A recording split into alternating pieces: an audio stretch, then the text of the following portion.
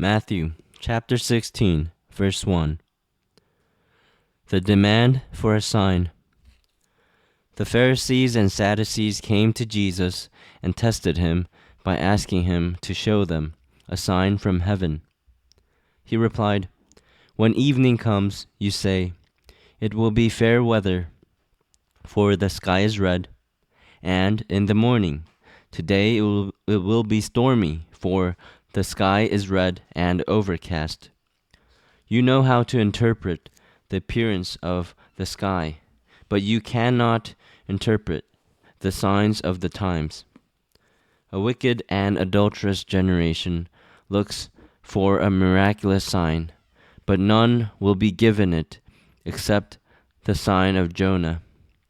Jesus then left them and went away. The yeast of the Pharisees and Sadducees. When they went across the lake, the disciples forgot to take bread. "Be careful," Jesus said to them. "Be on your guard against the yeast of the Pharisees and Sadducees." They discussed this among themselves and said, "It is because we didn't bring any bread." Aware of their discussion, Jesus asked, "You of little faith, why are you talking among yourselves about having no bread? Do you still not understand? Don't you remember the 5 loaves for the 5,000, and how many basketfuls you gathered? Or the 7 loaves for the 4,000, and how many basketfuls you gathered? How is it you don't understand that I was not talking to you about bread? But be on your guard against the yeast of the Pharisees and Sadducees." Then they understood that he was not telling them to guard against the yeast used in bread, but against the teaching of the Pharisees and Sadducees.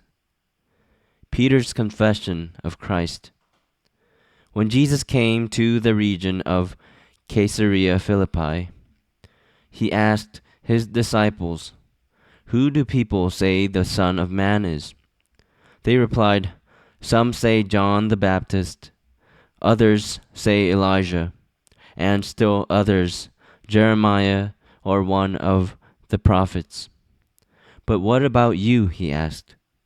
"Who do you say I am?" Simon Peter answered, "You are the Christ, the Son of the living God." Jesus replied, "Blessed are you, Simon, son of Jonah, for this was not revealed to you by man, but by my Father in heaven.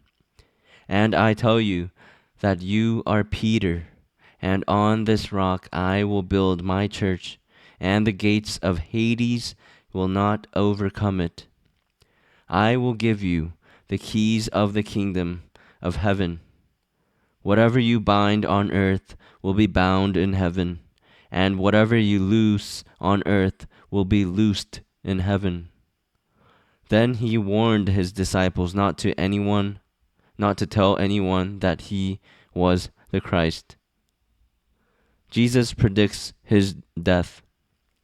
From that time on, Jesus began to explain to his disciples that he must go to Jerusalem and suffer many things at the hands of the elders, chief priests, and teachers of the law, and that he must be killed and on the 3rd day be raised to life. Peter took him aside and began to rebuke him. "Never, Lord," he said, "this shall never happen to you." Jesus turned and said to Peter, "Get behind me, Satan. You are a stumbling block to me. You do not have in mind the things of God, but the things of men."